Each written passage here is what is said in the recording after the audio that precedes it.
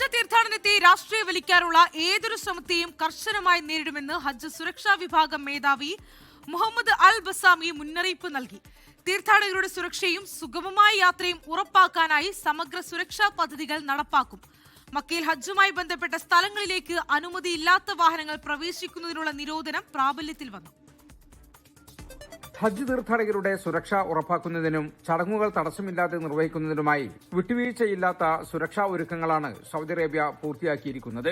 തീർത്ഥാടനത്തെ രാഷ്ട്രീയവൽക്കരിക്കാനോ തീർത്ഥാടകരുടെ സമാധാനാന്തരീക്ഷം തകർക്കാനോ ഉള്ള ഒരു നീക്കവും അനുവദിക്കില്ലെന്ന് പബ്ലിക് സെക്യൂരിറ്റി ഡയറക്ടർ മുഹമ്മദ് അൽ ബസാമി വ്യക്തമാക്കി. ജനക്കൂട്ടത്തെ നിയന്ത്രിക്കുന്നതിൽ സൗദി അറേബ്യ ഇന്ന് ലോകത്തിന് തന്നെ മാതൃകയാണ്. മുൻകാല അനുഭവങ്ങളും മുന്നൊരുക്കങ്ങളും മുൻനിർത്തി മക്ക, മദീന പുണ്യസ്ഥലങ്ങളിൽ എന്നിവിടങ്ങളിലും തീർത്ഥാടകർ സഞ്ചരിക്കുന്ന എല്ലാ വഴികളിലും ശക്തമായ സുരക്ഷാ പ്രതിരോധ പദ്ധതികളാണ് സുരക്ഷാ സേന നടപ്പിലാക്കുന്നത്. അത്യാധുനിക സാങ്കേതിക വിദ്യകളുടെയും കമാൻഡ് ആൻഡ് കൺട്രോൾ സെന്ററുകളുടെയും സഹായത്തോടെയാണ് ഈ വർഷത്തെ സുരക്ഷാ ഏകോപനം. ഇതിനിടെ തീർത്ഥാടകരുടെ സുഗമമായ യാത്രയും സുരക്ഷയും മുൻനിർത്തി പുണ്യസ്ഥലങ്ങളിലേക്കുള്ള വാഹന നിയന്ത്രണം പ്രാബല്യത്തിൽ വന്നു. ഹജ്ജ് ട്രാഫിക് സുരക്ഷാ വിഭാഗത്തിന്റെ നിർദ്ദേശപ്രകാരം അനുമതിയില്ലാത്ത വാഹനങ്ങൾക്ക് ഇന്നു മുതൽ മക്കയിലെ പുണ്യസ്ഥലങ്ങളിലേക്ക് പ്രവേശനമുണ്ടായിരിക്കില്ല.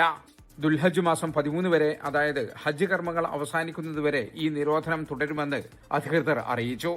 ഗതാഗത ക്രമീകരണങ്ങൾ പാലിച്ച് മന്ത്രാലയത്തോട് സഹകരിക്കണമെന്ന് സുരക്ഷാ വിഭാഗം അഭ്യർത്ഥിച്ചു. 24 ജിദ്ദ.